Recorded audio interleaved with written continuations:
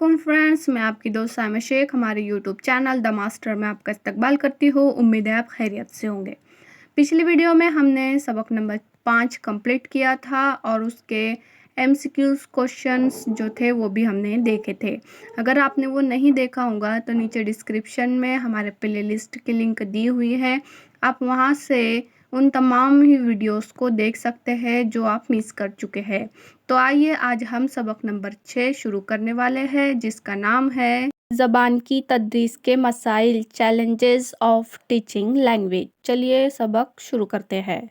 सबक का नाम जैसा कि आप लोग जानते हैं, ज़बान की तदरीस के मसाइल, चैलेंजेस ऑफ टीचिंग लैंग्वेज। यहाँ पर पहला पॉइंट है हमारा ज़ुल लिसानियत और कसीरुल लिसानियत, बायलिंगुअलिज्म एंड मल्टीलिंगुअलिज्म। अब इसमें क्या दिया हुआ है देखते हैं नीचे। जब किसी मुआशरे में 2 ज़बानें बोली जाती है तो उसे ज़ुल लिसानियत, और जब 2 से ज़्यादा ज़बानें बोली जाती है तो उस समाज की उस खासियत को कसीरुल लिसानियत कहते हैं। कसीरुल लिसानियत हिंदुस्तानी समाज की एक मुनफरद खासियत है। यहाँ सैकड़ों की तादाद में बोलियाँ और ज़बानें हैं। हिंदुस्तानी आइन ने भी 22 बड़ी ज़बानों को कौमी ज़बानों की हैसियत को तस्लीम किया हुआ है। अब यहाँ पे क्या बताया गया है कि जो किसी मुआशरे में अगर 2 ज़बानें बोली जाती है तो उसे ज़ुल लिसानियत कहते हैं, और जहाँ पे 2 से ज़्यादा ज़बानें बोली जाती है तो उसे कसीरुल लिसानियत कहते हैं। और जैसा कि आप लोग जानते हैं कि हमारे हिंदुस्तान में कई ज़बानें बोली जाती है, सैकड़ों की तादाद में ज़बानें बोली जाती है, तो यहाँ पर कसीरुल लिसानियत ये हमारे समाज की खासियत है कि यहाँ पर सैकड़ों, 1-2 नहीं, सैकड़ों की तादाद में बोलियाँ और ज़बानें बोली जाती है। यहाँ तक कि जो हिंदुस्तानी आइन है उसमें 22 बड़ी ज़बानों को कौमी ज़बानों की हैसियत को तस्लीम किया हुआ है। ये याद रखिएगा, क्वेश्चन पूछा जाता है कि हिंदुस्तानी आइन ने कितनी ज़बानों को कौमी ज़बानों की हैसियत दी है या हैसियत से उसको तस्लीम किया हुआ है, तो याद रखिएगा 22 बड़ी ज़बानें।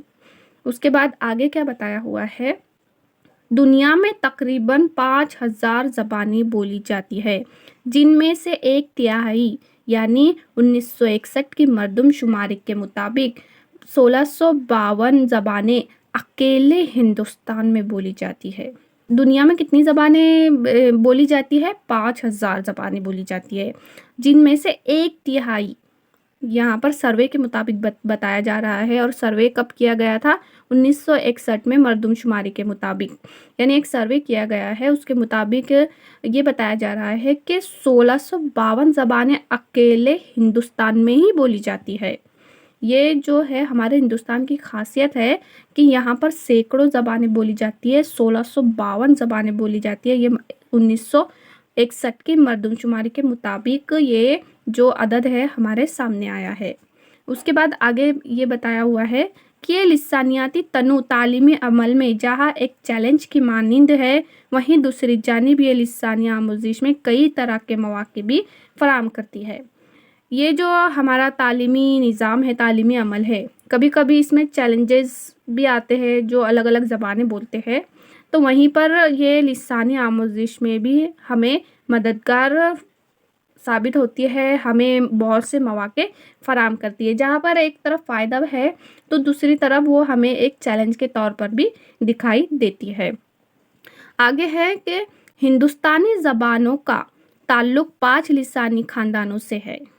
हिंद आर्याई, द्राविड़, ऑस्ट्रो एशियाटिक, तिब्बतो ब्राह्मण और इंडोमानी, ये 5 लिसानी ख़ानदानों से जो हिंदुस्तानी ज़बानों का ताल्लुक़ है। चलिए आगे है, इसे 1 बाय 1 हम देखेंगे।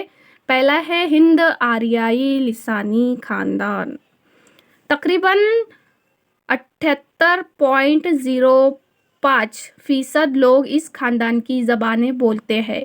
इस ख़ानदान की ज़बानों में हिंदी, उर्दू, बंगाली, कोंकणी, मराठी, गुजराती, कश्मीरी, राजस्थानी, बंधी, आसामी, उड़िया वगैरह शामिल है, जो कि शुमाली हिंद में बोली जाती है। अब जो हिंदी आर्याई लिसानी ख़ानदान है, इसमें जो परसेंटेज बताया हुआ है कि 78.5% के जो लोग होते हैं वो इस ख़ानदान की जो ज़बानें हैं वो बोलते हैं। इस खानदान की ज़बानों में कौन कौन सी ज़बानें शामिल हैं? तो यहाँ पर ये दिया हुआ है कि उर्दू, हिंदी, बंगाली, कोंकणी, मराठी, गुजराती, कश्मीरी, राजस्थानी, बंदी, आसामी, उड़िया ये शामिल है, जो कि शुमाली हिंद में बोली जाती है। हाँ, एरिया भी देखिए कि शुमाली हिंद में ये जो ज़बानें हैं ये बोली जाती है। तो आप याद रखिएगा इसका परसेंटेज, कौन कौन सी ज़बानें हैं ये, इनको भी याद रखिएगा, और कौन सी एरिया में बोली जाती है, शुमाली हिंद में। तो क्वेश्चन आता है यहाँ से, तो आप इसे बड़े ही ध्यान से और अच्छे से पढ़िएगा। चलिए आगे बढ़ते हैं दूसरे जो है खानदान की तरफ। ये है द्राविड़ लिसानी खानदान। इसमें परसेंटेज बताया हुआ है कि तकरीबन 19.64% इस खानदान की ज़बानें बोलते हैं। इस खानदान की ज़बानों में तमिल, तेलुगु, कन्नड़ और मलयालम शामिल है, जो कि जुनूबी हिंद में बोली जाती है। अब ये जो द्राविड़ लिसानी खानदान है, यहाँ पर 19.64% के जो लोग हैं वो ये ज़बानें बोलते हैं, और इन ज़बानों में जो ज़बानें शामिल है तमिल, तेलुगु, कन्नड़ और मलयालम, ये ज़बानें इसमें आती है। और ये कौन से इलाके में बोली जाती है? ये जुनूबी हिंद में बोली जाती है। तमाम चीज़ों को अच्छे से याद रखिएगा कि कौन सी जो ज़बान है वो कहाँ बोली जाती है, कितने फ़ीसद बोली जाती है, और उसमें कौन कौन सी ज़बानें शामिल है और कौन से एरिया में बोली जाती है। ठीक है, आपको यहाँ तक के समझ में आया होगा। आगे बढ़ते हैं, अगले जो है हमारा तीसरा पॉइंट वो है तिब्बत व ब्राह्मण लिसानी खानदान। ये है तीसरा पॉइंट है हमारा। इस खानदान की ज़बानों में मेताई, बोडो, करबी, लिप्चा, अंगामी, तानी, कोकिश वगैरह शामिल है। ये शुमाल मशरक़ी सूबों में बोली जाती है। याद रखिएगा कि जो तिब्बत व ब्रह्म लिसानी खानदान है इसमें कौन कौन सी ज़बानें होती है? तो ये मितई, बोडो, करबी, लेप्चा, अंगामी, तानी, कोकश वगैरह इसी ज़बानें इसमें यहाँ पर बोली जाती है। और कौन से इलाके में बोली जाती है? तो ये शुमाल मशरक़ी सूबों में बोली जाती है। उसके बाद है आगे चौथा पॉइंट, ऑस्ट्रो एशियाई या मंडा लिसानी खानदान। इनके सबके नाम याद करते चलिएगा, ये अक्सर पूछे जाते हैं। इस खानदान की ज़बानों में खासी, मंडा, संथाली वगैरह शामिल है। ये ज़बानें छोटा नागपुर, पठार के इलाके में बोली जाती है। अब इस ऑस्ट्रो एशियाई को मंडा भी कहते हैं, ये याद रखना। और इसमें कौन कौन सी है? खासी, ज़बानों में खासी। अब खासी का मतलब ये नहीं जो हमको खांसी आती है, तो खासी एक नाम है। मंडा, संथाली वगैरह इसमें शामिल है। और ये कहाँ पे, कौन से इलाके में बोली जाती है? छोटा नागपुर, पठार के इलाके में ये ज़बान बोली जाती है। उम्मीद है ये जो मैंने 4 पॉइंट आपको बताया आपको समझ में आया होगा। अगर नहीं समझ में आया तो वीडियो को थोड़ा पीछे कीजिएगा और उसको एक बार फिर से देखिएगा, तो आपको उम्मीद है ये समझ में आ जाएगा। चलिए आगे बढ़ते हैं। अगला जो पॉइंट है हमारा वो है इंडोमानी लिसानी खानदान। देखते हैं इसमें क्या दिया हुआ है। इस खानदान की ज़बानों में अकाजेरो, ओंगन और सेंटिनेलस ज़बानें शामिल है। इनके बोलने वालों की तादाद बहुत कम है, महज कुछ सैकड़े। ये इंडोमान निकोबार जज़ायर में बोली जाती है। अभी जो पांचवी जो खानदान है इंडोमानी लिसानी खानदान, ये बहुत कम बोले जाने वाली ज़बान है। इसमें कौन कौन सी ज़बानें शामिल है? तो इसमें है अकाजेरो, ओगोन और सेंटिनेलस ज़बान इसमें शामिल है।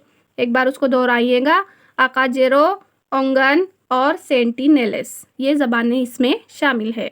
और ये बहुत ही कम बोली जाती है, महज कुछ सैकड़े, यानी कि कुछ ही 100 जो होते हैं, सैकड़ों में इनकी तादाद है, जो कि सिर्फ अंडमान और निकोबार के जज़ायर में ये ज़बान बोली जाती है। ठीक है, ये 5 जो ख़ानदानी ज़बानें हैं ये यहाँ पर हमने देखे। आगे बढ़ते हैं। दुनिया के किसी भी मुल्क में 5 लिसानी ख़ानदानों की ज़बानें नहीं पाई जाती। हमें कसीरुल लिसानियत का एक असासे के तौर पर देखना चाहिए और उसे एक वसीले के तौर पर इस्तेमाल करना चाहिए। ये मुतय्यन करना चाहिए कि हर बच्चा, चाहे वो किसी भी लिसानी पस मंज़र का हो, اپنے کو قابل قبول اور محفوظ کرے۔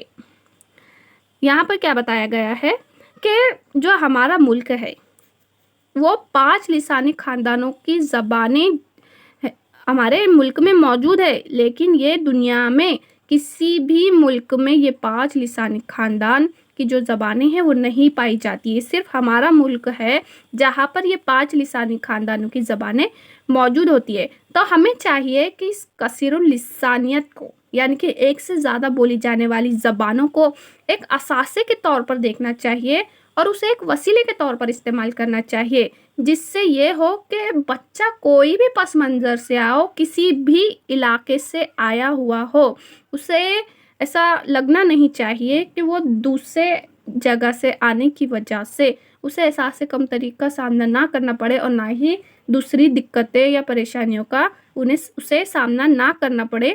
تو اسے محفوظ اور قابل قبول احساس دلانا چاہیے۔ لسانی پس منظر کی بنیاد پر کسی بھی بچے کو پیچھے نہ چھوڑا جائے۔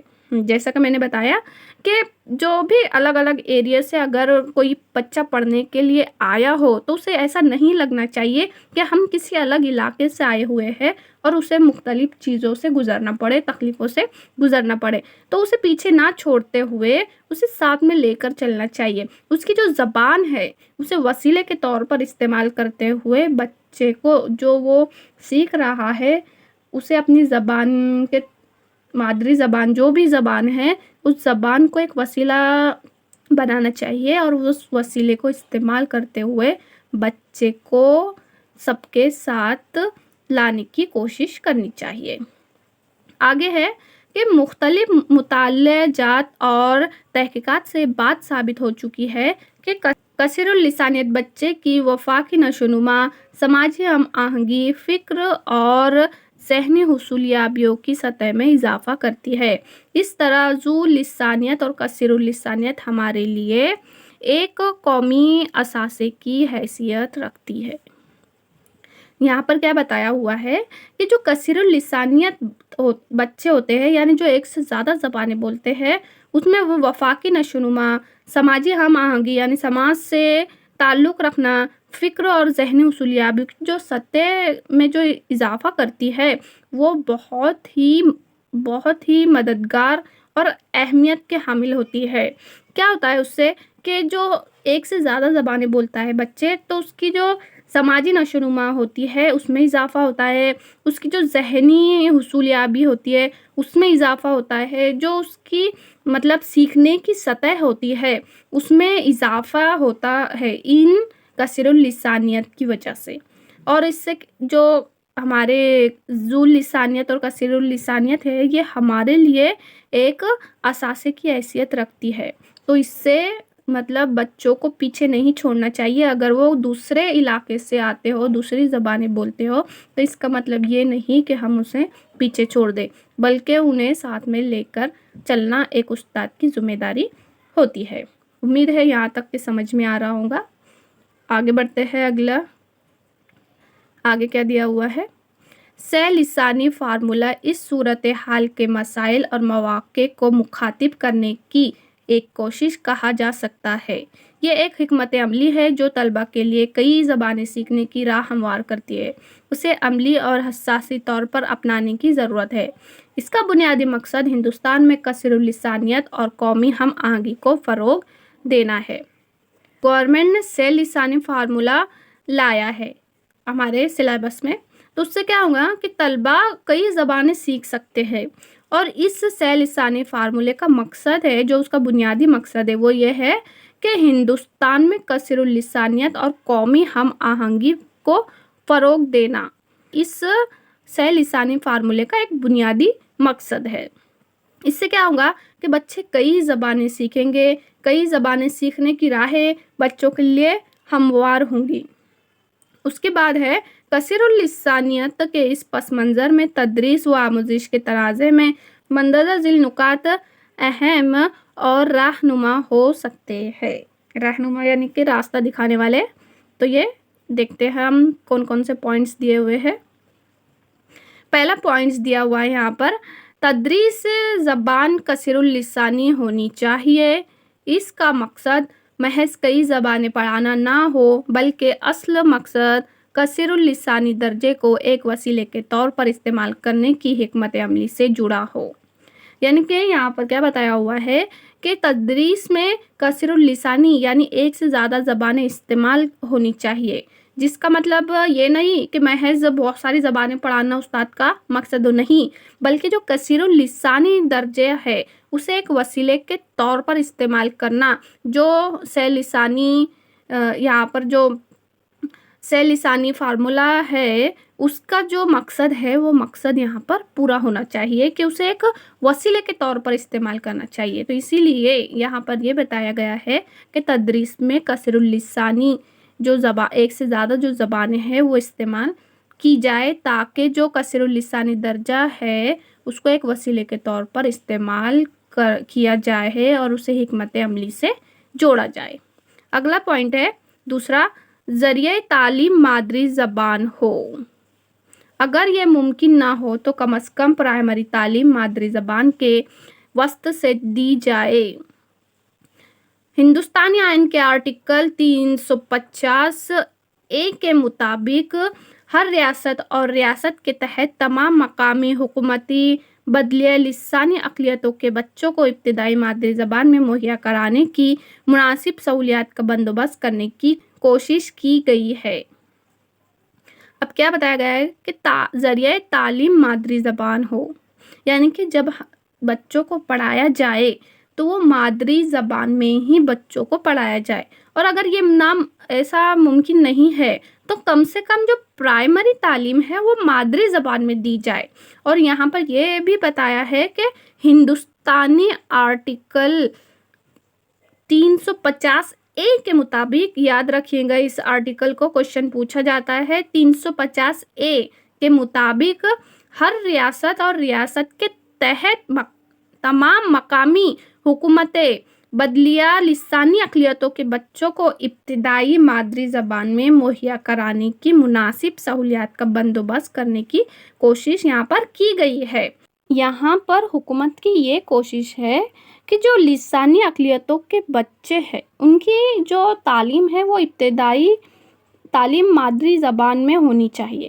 اب یہاں پہ لسانی اقلیتوں کے بچوں سے مراد کیا ہے کہ ایسے لوگوں کا گروپ، یعنی ایسے بچے جن کی مادری زبان ریاست کی بنیادی زبانوں سے مختلف ہوتی ہے، الگ ہوتی ہے، جیسے کہ آدیواسی بچے، ان کی زبان الگ ہوتی ہے، ہماری جو ریاستی زبان ہوتی ہے، جو بنیادی زبان ہوتی ہے ان سے الگ ہوتی ہے۔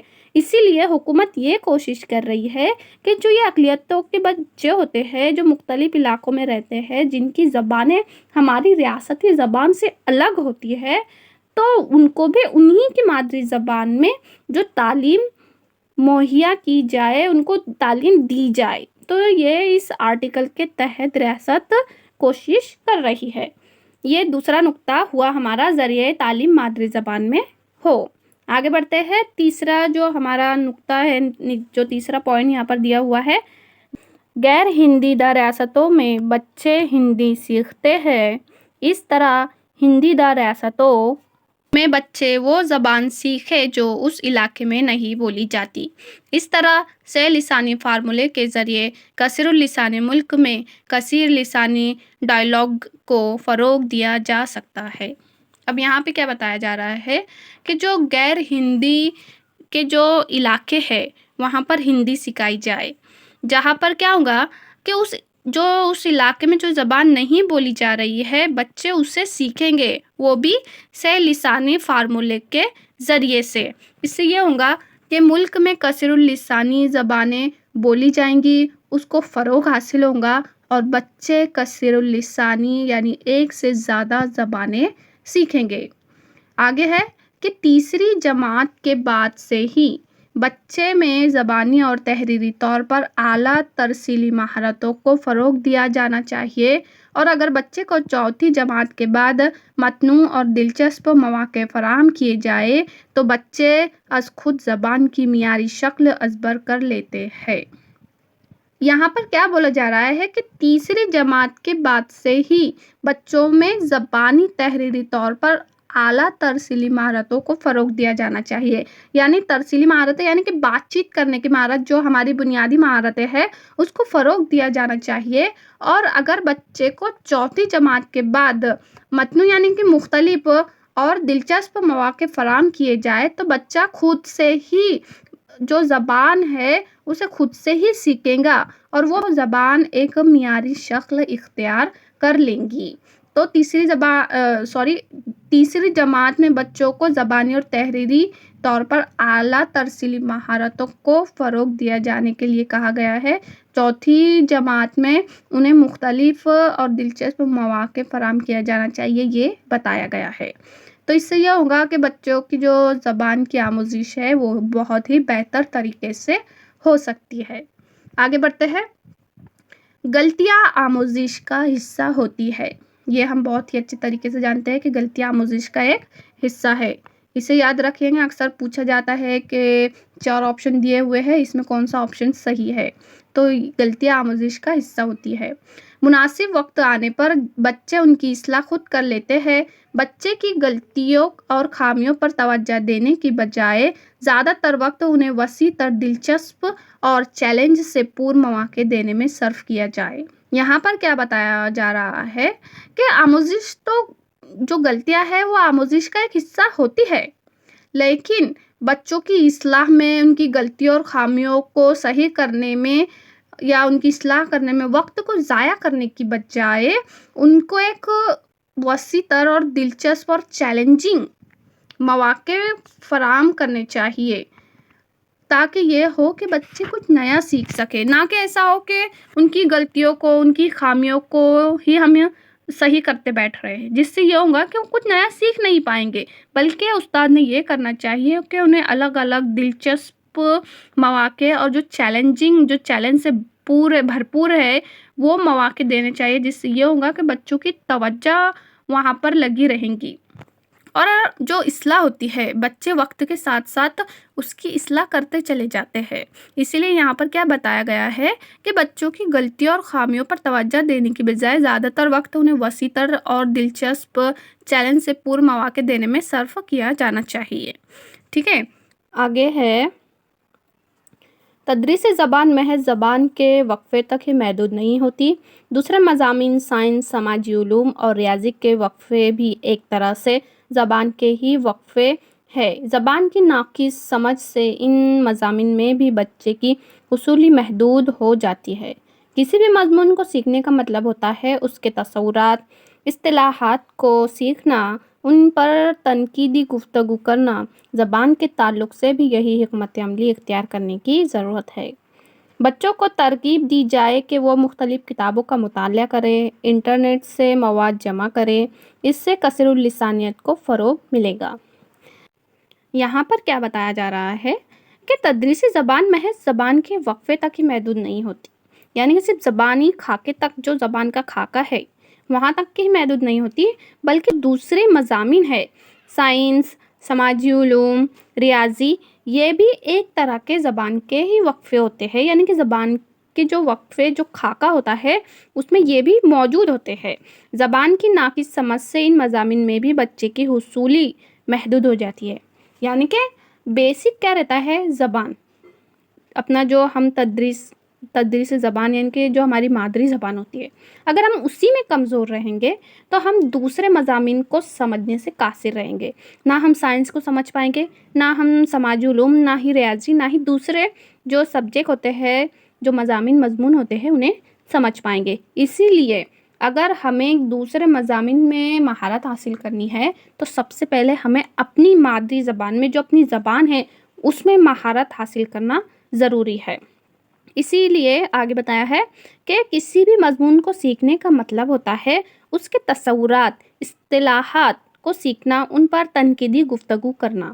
یہاں پہ کیا بتایا گیا ہے کہ اگر ہمیں کسی بھی سبجیکٹ کو یا کسی بھی مضمون کو سیکھنا ہے تو پہلے اس کے تصورات، اس کے اصطلاحات کو سیکھنا ضروری ہے۔ یہ تو بالکل صحیح بات ہے کہ اگر ہمیں کوئی بھی سبجیکٹ کے بارے میں معلومات حاصل کرنی ہے یا اسے سیکھنا ہے، سمجھنا ہے، تو اس میں کیا دیا ہوا ہے، कौन कौन सी इस्तिलाहत दी हुई है, कौन कौन से तसव्वुरात दिए हुए हैं, उनको समझना और सीखना ज़रूरी है और उस पर तनकीदी गुफ्तगू करना है, उसका तज्ज़िया करना है, एनालिसिस करके देखना है, जिससे ये होगा कि हम उस मज़मून को बहुत ही अच्छे तरीके से समझ पाएँगे और सीख पाएँगे।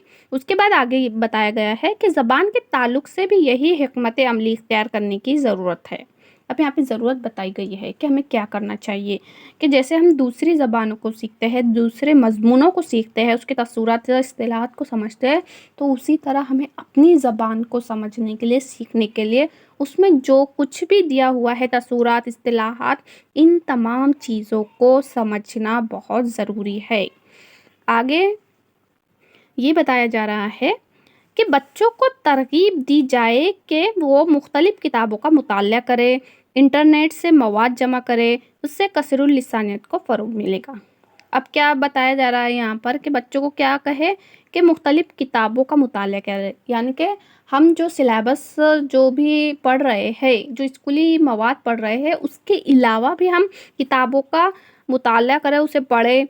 फिर अब तो इंटरनेट बहुत आम हो चुका है, तो इंटरनेट से इतनी मालूमात हमें बआसानी हासिल हो सकती है कि हम जितना चाहें वहाँ से पढ़ सकते हैं। तो हम इंटरनेट के इस्तेमाल से भी बहुत सा मवाद जमा कर सकते हैं, जिससे ये होगा कि जो कसीरुल लिसानियत है उसको फ़रोग़ मिलेगा।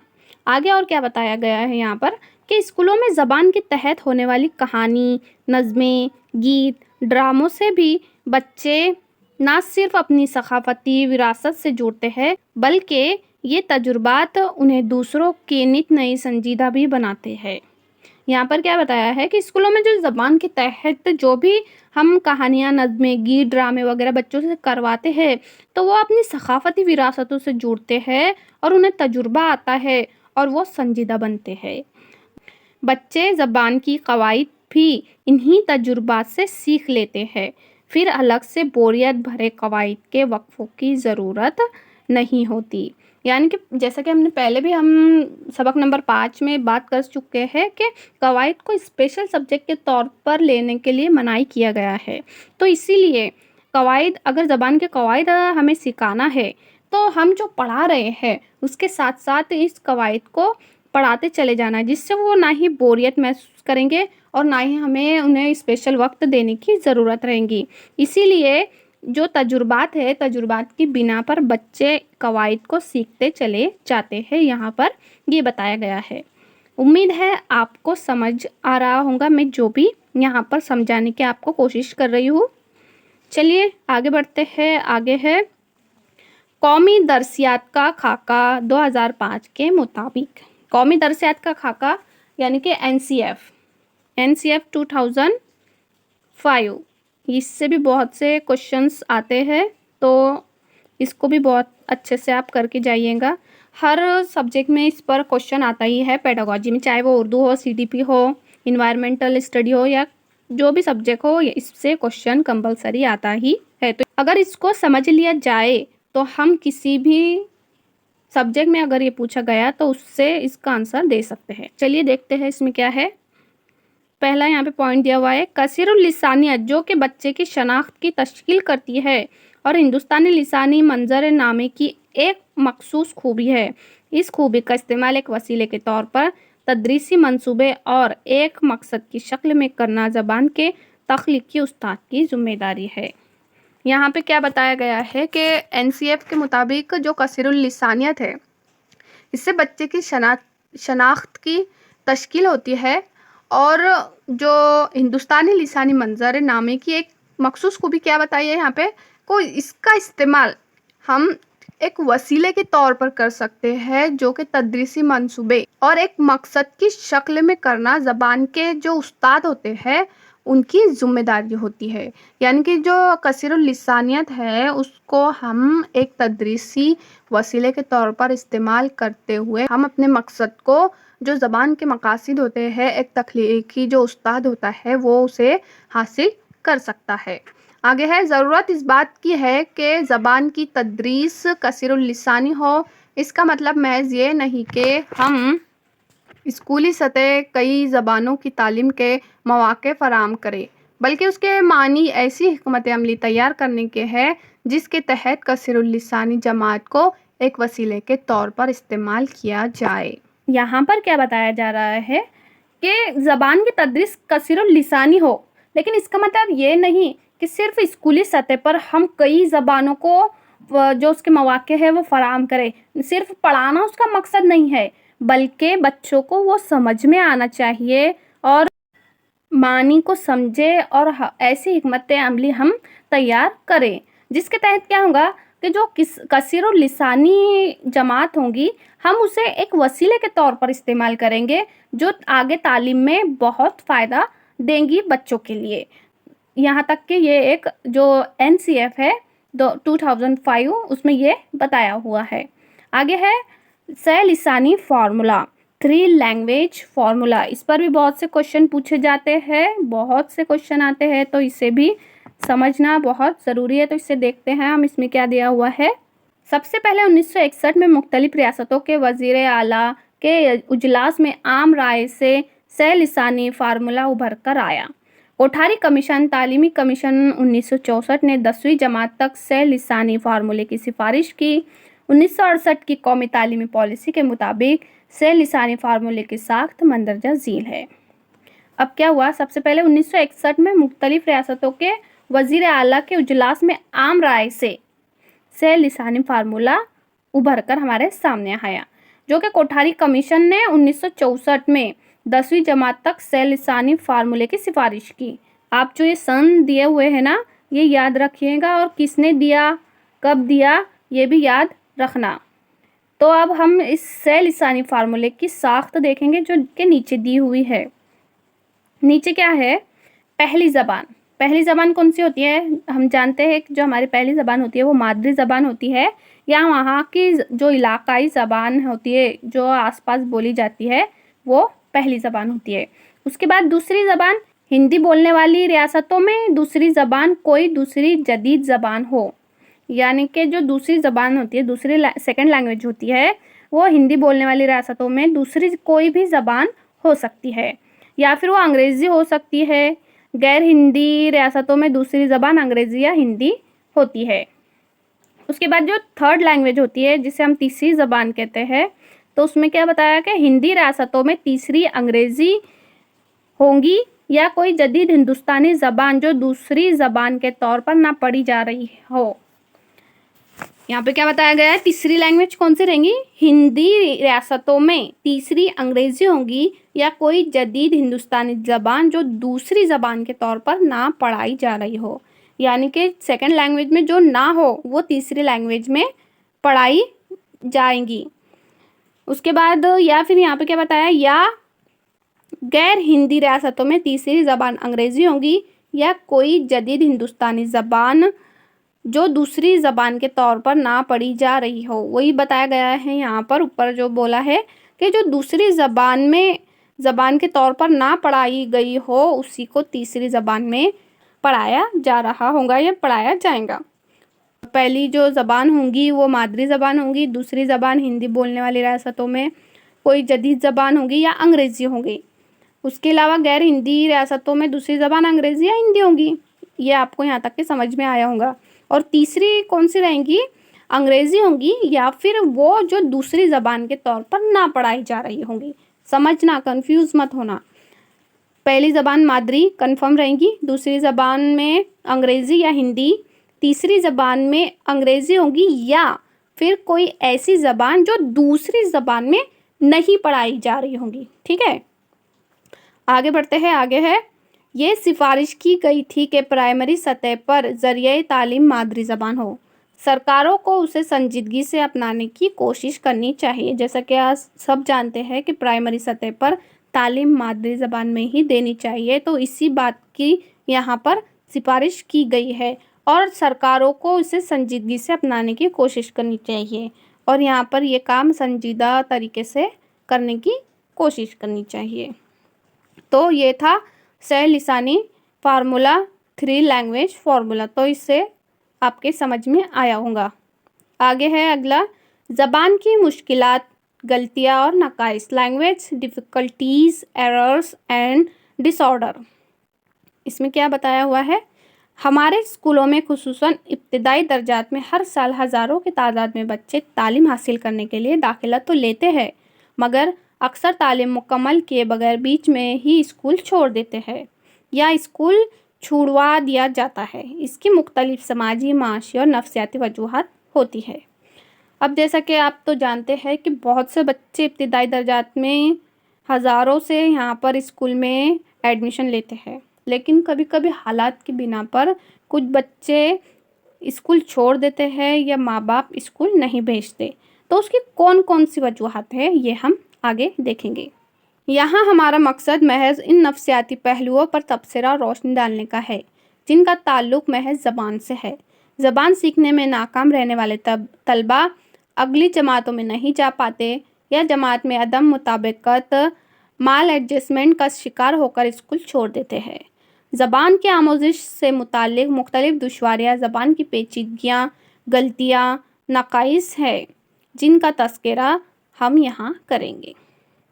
اب ہم یہاں دیکھیں گے کہ زبان کی دشواریاں کون کون سی ہے، اس کی پیچیدگیاں کون کون سی ہے اور اس کے نقائص کون سے ہیں جس کی وجہ سے بچے بیچ سے اسکول چھوڑ دیتے ہیں یا پھر ناکامی کی وجہ سے بچہ اگلی جماعت میں نہیں جا پاتا۔ تو اس کی وجوہات کیا ہے وہ ہم ایک ایک کر کے نیچے دیکھیں گے۔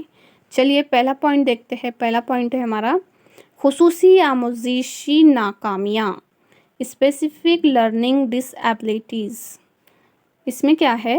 یہ بچوں میں پائی جانے والی ایسی مشکلات ہیں جو کسی بھی بچے، چاہے وہ اوسط ہو یا اعلیٰ درجے کی ذہنی اور تخلیقی صلاحیت والا، کسی میں بھی پائی جا سکتی ہے۔ اس کا بچے کی ذہنی سطح سے کوئی خاص تعلق نہیں ہوتا۔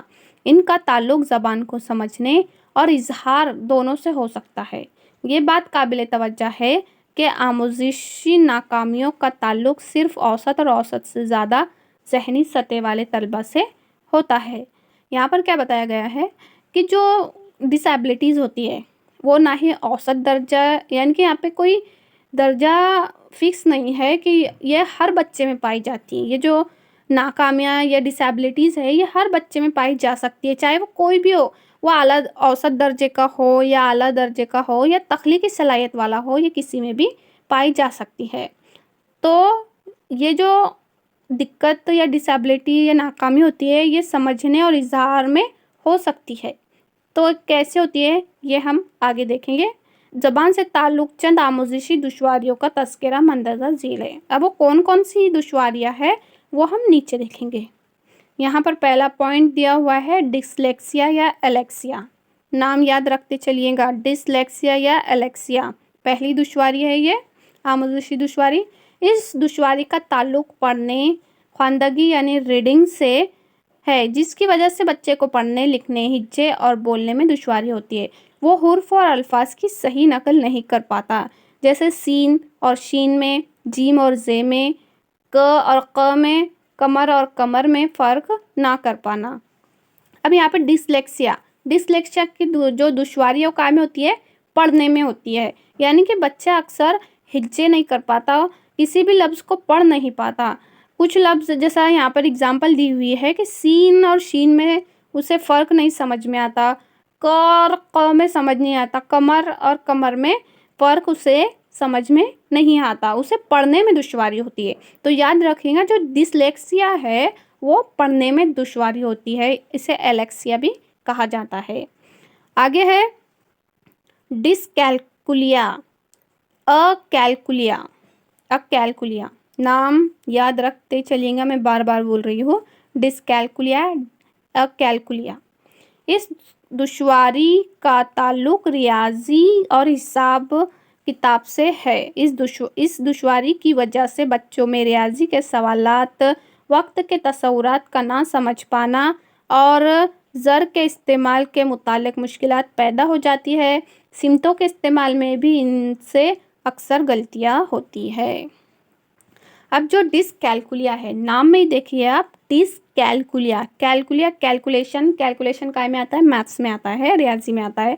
تو یاد رکھیے گا کہ یہاں پر ریاضی میں بچوں کو پرابلمس آتی ہے، دقت پریشانی آتی ہے، سوالات حل کرنے میں، تصورات کو سمجھنے میں بچوں کو یہاں پہ دشواری پیش آتی ہے۔ डिसलेक्सिया जो होती है वो पढ़ने में दुश्वारी आती है। डिसकैलकुलिया हिसाब किताब में, मैथ्स में उनको दुश्वारी पेश आती है। आगे है डिसग्राफिया या अग्राफिया। इस दुश्वारी का ताल्लुक लिखने, तहरीर या राइटिंग से होता है। इसकी वजह से हुर्फ, अल्फाज और जुमलों को लिखने में, हिज्जे और ख़यालात को मुनज़्ज़म करने में मुश्किल होती है। डिसग्राफिया का ताल्लुक किससे होता है? राइटिंग से। तो याद रखिएगा कि डिसग्राफिया या ग्राफिया, इसका ताल्लुक लिखने में दुश्वारी से होता है। बच्चे सही से लिख नहीं पाते, अपने ख़यालात को इजहार नहीं कर पाते। तो उम्मीद है आपको ये तीनों भी दुश्वारियाँ समझ में आई होंगी। डिसलेक्सिया पढ़ने से ताल्लुक़ रखती है, डिसकैलकुलिया रियाजी के हिसाब किताब से इसमें दुश्वारी होती है, और डिसग्राफिया ये राइटिंग यानी लिखने से ताल्लुक़ रखता है। चलिए आगे बढ़ते हैं। अगला है हमारा डिस्फेसिया या अफेसिया। इसका ताल्लुक़ लिसानी महारतों, बोलना और बालखुसूस तफ़हीम से होता है। बच्चा सुनी हुई बात या पढ़ी हुई बात का मतलब नहीं समझ पाता, रवानी से बोल नहीं पाता, अल्फाज के मानी नहीं समझ पाता, काम करने की हिदायत और उन पर अमल करने में नाकाम होता है। डिस्फेसिया में क्या होता है कि बच्चा जो सुनता है या जो पढ़ता है तो उसका वो मतलब अखज़ नहीं कर पाता, यानी कि वो पढ़ भी रहा है तो भी उसको मतलब समझ में नहीं आता है, या फिर वो रवानी से बोल नहीं पाता है, अल्फाज के मानी समझ नहीं पाता है, या फिर उसको जो भी काम दिया जाए या जो हिदायत दी जाती है वो उन हिदायत पर अमल करने में नाकाम होता है। तो याद रखिएगा, ये जो डिस्फेसिया है ये लिसानी महारतों, बोलना या तफ़हीम की जो तफ़हीम होती है उसमें उसको दुश्वारी पेश आती है, वो कुछ भी काम अच्छे से नहीं कर पाता। अगला है डिस्प्रेजिया, अप्रेजिया।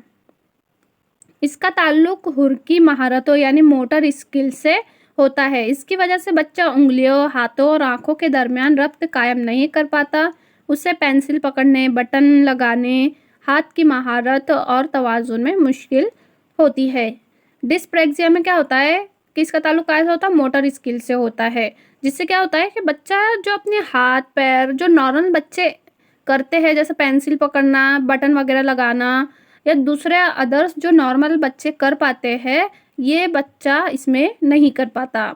यानी कि उसे पेंसिल पकड़ने में दुश्वारी होती है। अगर उसे बटन लगाने के लिए कहा जाए तो वो सही से बटन नहीं लगा पाता।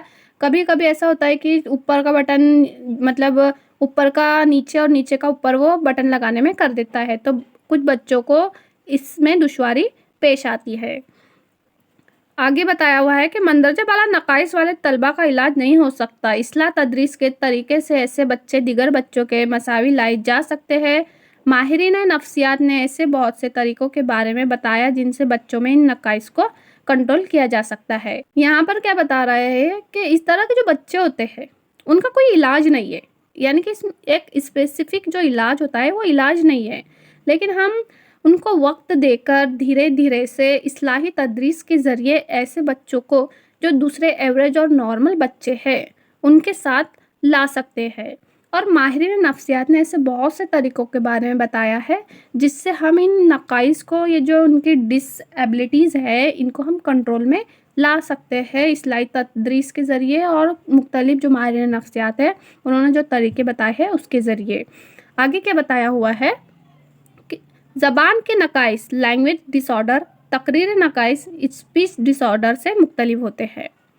तकरीरी नकाइस का ताल्लुक ज़बान को बोलने में, आवाज़ पैदा करने में होने वाली जिस्मानी दुश्वारी से होता है। जैसे कोई बच्चा सही तलफ़ुज़ या रवानी से ना बोल पाए, हकलाए या तुतलाए तो उसे तकरीरी खामी का नुक्स होता है। अब यहाँ पे क्या बताया हुआ है कि जो लैंग्वेज डिसऑर्डर होता है वो स्पीच डिसऑर्डर से अलग होता है, तकरीरी नकाइस से अलग होता है। तकरीरी नकाइस का ताल्लुक ज़बान में जो बोलने वाले जैसे आवाज़ पैदा करने वाले होते हैं या जिस्मानी दुश्वारी की वजह से इसका ताल्लुक होता है। यानी बच्चा सही तलफ़ुज़ या रवानी से बोल नहीं पाता, वो हकलाता है या तुतलाता है तो उसे ही तकरीरी खामी कहते हैं, यानी कि उसे स्पीच डिसऑर्डर कहते हैं। ज़बान से मुताल्लिक खामी का नहीं, लेकिन जब नुक्स दूसरों की ज़बान समझने या अपने ख्यालात के इज़हार से जुड़ा हो और उसमें कोई खामी हो तो उसे ज़बान का नुक्स कहते हैं। अब यहाँ पे दो स्पीच डिसऑर्डर और लैंग्वेज डिसऑर्डर के बारे में बताया कि दोनों में फ़र्क है। स्पीच डिसऑर्डर यानी तकरीरी नक़ाइस में क्या होता है कि आवाज़ पैदा करने में या जिस्मानी दुश्वारियों की वजह से उनमें जो नुक्स होता है उसका ताल्लुक तकरीरी नक़ाइस से होता है। लेकिन जो ज़बान का नुक्स होता है, जो लैंग्वेज डिसऑर्डर होता है, वो दूसरों की ज़बान को समझने में और अपने ख़यालात के इज़हार से जुड़ा होता है। समझिए, हाँ, दोनों में फ़र्क है। स्पीच डिसऑर्डर और लैंग्वेज डिसऑर्डर दोनों में फ़र्क है। अपने ख़यालात को इज़हार करने में या दूसरों की ज़बान को समझने में जो दिक्कत पेश आती है, जो दुश्वारी होती है, उसे लैंग्वेज डिसऑर्डर कहते हैं। और जो तकरीरी या स्पीच डिसऑर्डर होता है वो जिस्मानी दुश्वारी से जुड़ा होता है, जैसा हकलाना, तुतलाना या सही तलफ़ुज़ अदा ना कर पाना, तो ये स्पीच डिसऑर्डर होता है। उम्मीद है आपको ये समझ में आया होगा। आगे देखते हैं। जैसा कि मंदरजा बाला मिसालों में दिया गया है, जैसे ऊपर की मिसालें जो हमने देखे, तुतलाना, हकलाना वगैरह, ये मिसालें यहाँ पर दी हुई है। तो आपको ये पॉइंट समझ में आया होगा, दोनों में फ़र्क समझ में आया होगा। अगला है हमारा ज़बान की मुश्किलात और गलतियाँ, लैंग्वेज डिफ़िकल्टीज़ एंड एरर। ज़बान के ताल्लुक से तलबा अमूमन दर्ज झेल गलतियाँ करते हैं। हिज्जे की गलतियाँ, स्पेलिंग मिस्टेक्स, घर का काम ना कर पाना, होमवर्क प्रॉब्लम, ज़बान में दिलचस्पी ना होना, तलफ़ुज़ प्रोनंसिएशन की गलतियाँ, इंशा कंपोजिशन की गलतियाँ, गंदी तहरीर, इजहार ख्याल की मुश्किलात, पढ़ने में दुश्वारियाँ। एक एक करके हम इसे देखेंगे। चलिए, हमारा पहला पॉइंट है हिज्जे की गलतियाँ। ज़बान में हिज्जे की गलतियाँ एक बात है। उर्दू में मुख्तलिफ हुर्फ़ तहज्जी ऐसे हैं जो हम आवाज़ मालूम होते हैं, बच्चे उनमें फ़र्क नहीं कर पाते और गलत लिखते हैं, जैसे अलीफ और आइन, ग और गैन, क और क, त और त, ज और ज। इसे ज ज़बान का, ज ज़रूफ़ का और ज ज़ईफ़ का पढ़ते हैं, जिनकी तीनों की आवाज़ एक जैसी होती है। इन गलतियों की वजह मुताले की कमी भी होती है, इसलिए बच्चों को वसी मुताले के मौके दिए जाए, हफ्तावारी इमला लिखने का एहतमाम किया जाए तो ये गलतियाँ ठीक हो सकती है। अब हिज्जे के ताल्लुक से ये बताया गया है जो उनकी गलतियाँ होती है, तो आमतौर पर बच्चे ये गलतियाँ करते हैं क्योंकि अलीफ का अ और आइन का अ होता है, ग गुब्बारे का और ग गधे का, इनका जो आवाज़ होती है वो सेम होती है, इसलिए बच्चे उसमें गलतियाँ करते हैं और गलत लिख बैठते हैं। जैसे क कलम का हो या क कबूतर का हो, ये इनकी आवाज़ क ही निकलती है, तो बच्चा जो होता है वो गलत लिख बैठता है। और इसकी वजह क्या होती है? मुताले की कमी। यहाँ पे जो वजह बताई हुई है यहाँ पर इन गलतियों की, मुताले की कमी है, क्योंकि बच्चा जब पढ़ेगा किसी भी चीज़ को, मुताला करेगा, तो वो उसके जहन में रहेगा कि नहीं, जो कलम है वो इससे आता है, कलम कलम ऐसा लिखते हैं, ना कि कलम ऐसा लिखते हैं। बड़े काफ और छोटे काफ में उसको फ़र्क समझ में आएगा। इस तरह से बच्चों को मुख्तलिफ मौके देने चाहिए मुताले के लिए। ऐसा होना चाहिए कि हफ्तावारी इमला लिखने का एहतमाम किया जाए, तो ये होगा कि उनकी जो गलतियाँ होंगी वो ठीक हो सकती है। हफ्तावारी इमला लिखने का मतलब कि उनको बगैर देखे लिखने की प्रैक्टिस करवाए, या फिर पहले देखकर लिखने की प्रैक्टिस करवाए, और फिर जो लफ्ज़ उनको मुश्किल जाते हैं पहले वो देखे और फिर उस्ताद उसे बोले और वो बगैर देखे उसे लिखे। इस तरह से हम अलग अलग एक्टिविटीज़ के ज़रिए बच्चों की जो ये गलतियां हैं ये ठीक कराने की कोशिश कर सकते हैं, जो हिज्जे की गलतियां होती है। आगे है अगला, दूसरा है हमारा पॉइंट, वो है घर का काम। घर का काम, अब इसका मतलब ये नहीं कि किचन में या घर के सफाई वगैरह का काम हुआ है। घर काम यानी कि होमवर्क। बच्चे अक्सर घर का काम नहीं कर पाते। इसकी कई वजूहात हो सकती है, जैसे काम की मिकदार ज़्यादा होना, काम की सतह ऊंची होना, घर के अफराद का ना ख्वांदा होना। कई बार भूल में भी बच्चे काम नहीं करते। इसके हल के लिए तलबा को घर के काम की अहमियत समझानी चाहिए और काम करने वाले तलबा की हौसला अफजाई करनी चाहिए। अब जो होमवर्क नहीं कर पाते बच्चे, तो उनकी वजूहात यहाँ पर बताई हुई है कि कभी कभी बहुत ज़्यादा काम की वजह से, यानी कि उस्ताद बहुत ज़्यादा काम दे देता है, बहुत ज़्यादा होमवर्क दे देता है, जिसकी वजह से बच्चे कुछ करते हैं और बाकी छोड़ देते हैं। या फिर काम की सतह ऊंची होना, यानी कि कभी कभी ऐसा होता है कि कुछ चीज़ें बच्चों को समझ नहीं आती हैं, उनके लेवल का नहीं हो पाता है वो, तो इसकी वजह से बच्चों को समझते नहीं है और फिर समझ में नहीं आता तो बच्चों से नहीं करते हैं। या फिर घर के अफराद का नाख्वानदा होना, यानी कि ये हो सकता है कि उस घर के जो फ़र्द है, माँ बाप है या दूसरे लोग हैं, वो एजुकेटेड नहीं है, वो पढ़े लिखे नहीं है। फिर कई बार ऐसा होता है कि बच्चे भूल भी जाते हैं, इस वजह से भी वो घर काम नहीं कर पाते। लेकिन इन तमाम चीज़ों का हल ये है कि बच्चों को उसकी अहमियत समझानी चाहिए, और जो बच्चे करते हैं, काम करते हैं, घर का काम करके लाते हैं, होमवर्क करके लाते हैं, तो उनको अप्रिशिएट करना चाहिए, उनकी हौसला अफजाई करनी चाहिए, उन्हें इनामात से नवाजना चाहिए। जिससे ये होगा कि बच्चे एक दूसरे को देखकर सीखेंगे, वो अहमियत को समझेंगे और वो घर काम को करने की कोशिश करेंगे। अगला है, हमारा अगला पॉइंट है ज़बान में दिलचस्पी ना होना। तीसरा पॉइंट है ये, कई बार ज़बान के असबाक में दिलचस्पी नहीं लेते। इसके लिए मौलिम को तदरीस व आमोजिश के अमल में तनु, जिद्दत और इख्तिराक को फ़रोग देना चाहिए, क्योंकि कई बार एक ही तरीके और उसलूब के बार बार दोहराए जाने से बच्चे उब जाते हैं। ज़बानी सरगर्मियों, तदरीस से मवाद, तलबा की इश्तराकियत, खेलों, ड्रामों, गीत और नगमों को ज़बान की तदरीस में मुनासिब मकाम दिए जाने की ज़रूरत है। तलबा से आला दर्जे की उम्मीदें वाबस्ता करना मुनासिब नहीं। तलबा को आहिस्ता आहिस्ता उनकी अपनी रफ्तार से सीखने के मौके दिए जाए। अब यहाँ पे क्या बताया जा रहा है कि ज़बान में दिलचस्पी ना होने का मतलब ऐसा होता है कभी कभी कि कई असबाक ऐसे होते हैं जिससे बच्चों को उनमें दिलचस्पी नहीं होती। क्यों नहीं होती? कि जो मौलिम होता है वो एक ही तरीके से पढ़ाता है, एक ही बार एक ही तरीके से पढ़ाने की वजह से ये होता है कि बच्चे उब जाते हैं। हम बोलते हैं ना उबक जाना, तो वो उब जाते हैं, यानी कि वो बोरियत महसूस करने लगते हैं, उनकी दिलचस्पी ख़त्म हो जाती है। तो हमें नए तरीक़ों का इस्तेमाल करना चाहिए, नए तरीक़ों से बच्चों को पढ़ाना चाहिए, उनमें ऐसे तरीक़ों का इस्तेमाल करना चाहिए जिससे हम बच्चों की दिलचस्पी को असबाक में कायम रख सके, उनकी तवज्जो को अपनी तरफ रागिब कर सके। तो वो कैसा होगा कि ज़बानी सरगर्मियाँ ली जाए, तदरीसी मवाद में या तलबा की शमूलियत होनी चाहिए, खेलों के ज़रिए, ड्रामों के ज़रिए, गीत के ज़रिए हम जो ज़बान की तदरीस है उसको कर सकते हैं। जिससे ये होगा कि ज़बान की जो तदरीस होगी, जो मौलिम की तदरीस होगी, उसमें एक नयापन आएगा, बच्चे बोर नहीं होंगे, उनकी दिलचस्पी ख़त्म नहीं होगी। अगर हम एक नए अंदाज से किसी भी चीज़ को पढ़ाएंगे तो बच्चे नए अंदाज को एक तजस्सुस से देखेंगे, समझेंगे और अपनी दिलचस्पी को वहाँ पर कायम रखेंगे।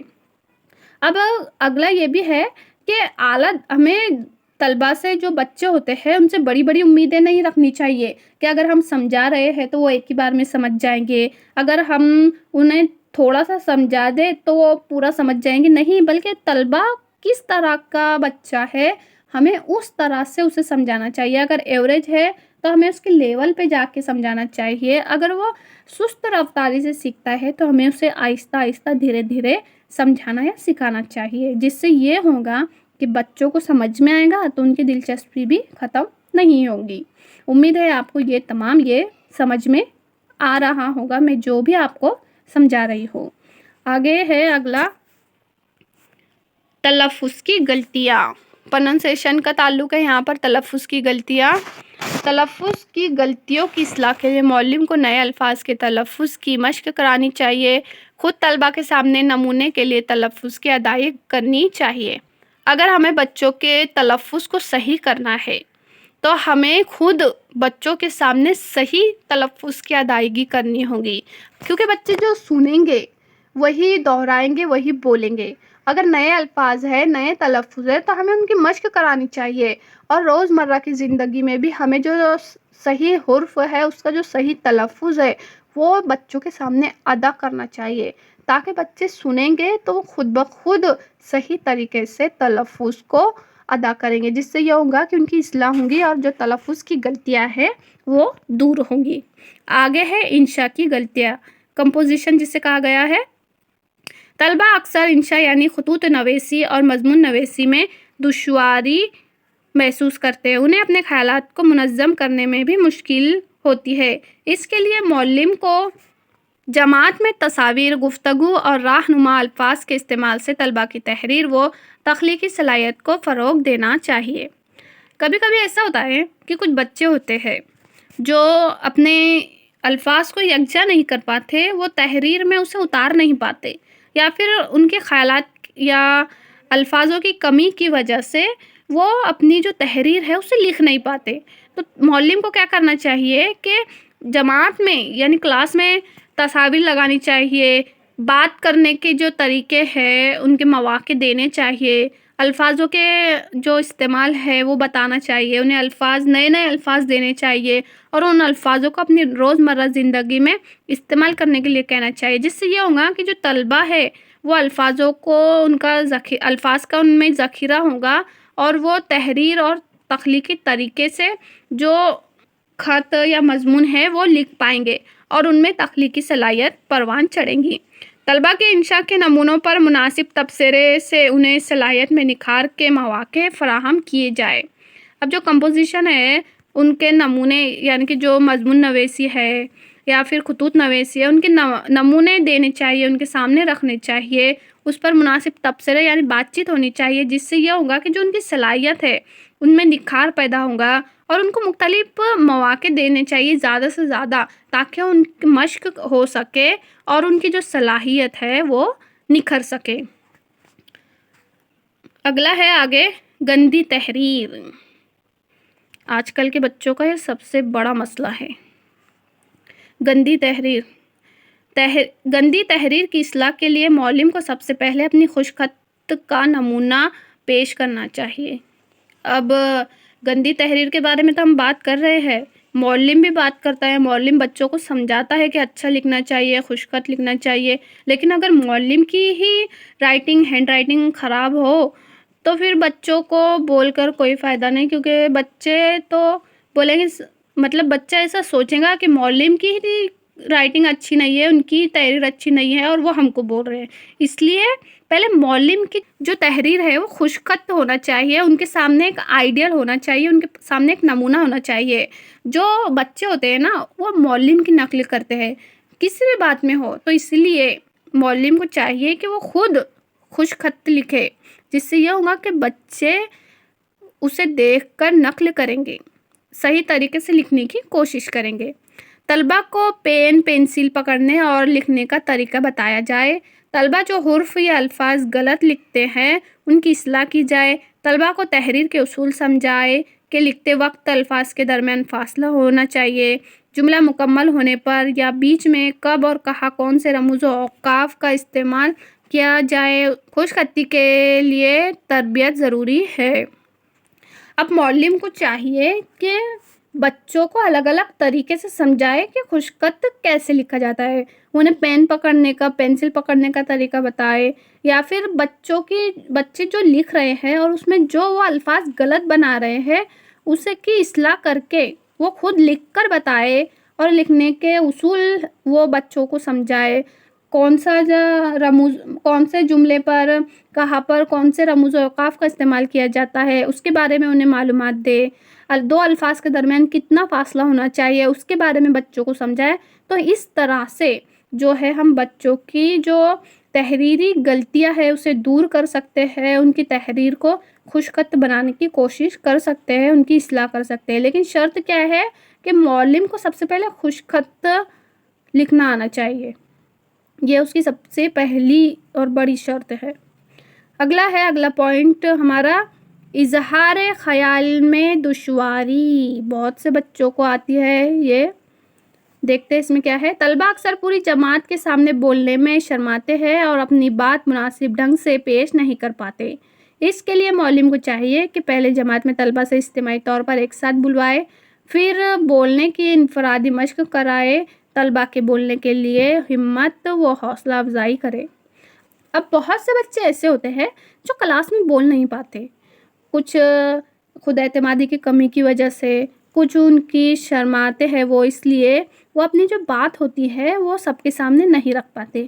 تو اس پر معلم کو چاہیے کہ پہلے وہ سب کو اجتماعی طور پر سب کے ساتھ بلوائے، جو بھی ایکٹیویٹیز ہے وہ سب کے ساتھ میں کروائے، پھر اس کے بعد وہ انفرادی طور پر یعنی ایک ایک کر کے हर बच्चे को ये मौका दे बोलने का, बताने का, जिससे ये होगा कि उनकी हिम्मत बढ़ेगी, उनमें हौसला पैदा होगा, खुद एतमादी पैदा होंगी। और जब कोई भी बच्चा कुछ भी एक्टिविटीज़ करता है तो उसकी हिम्मत बढ़ानी चाहिए, उसकी हौसला अफजाई करनी चाहिए, जिससे ये होगा कि बच्चे में खुद एतमादी पैदा होगी और वो दूसरी बार फिर उठकर अच्छे तरीके से अपनी बात को सबके सामने रख पाएगा।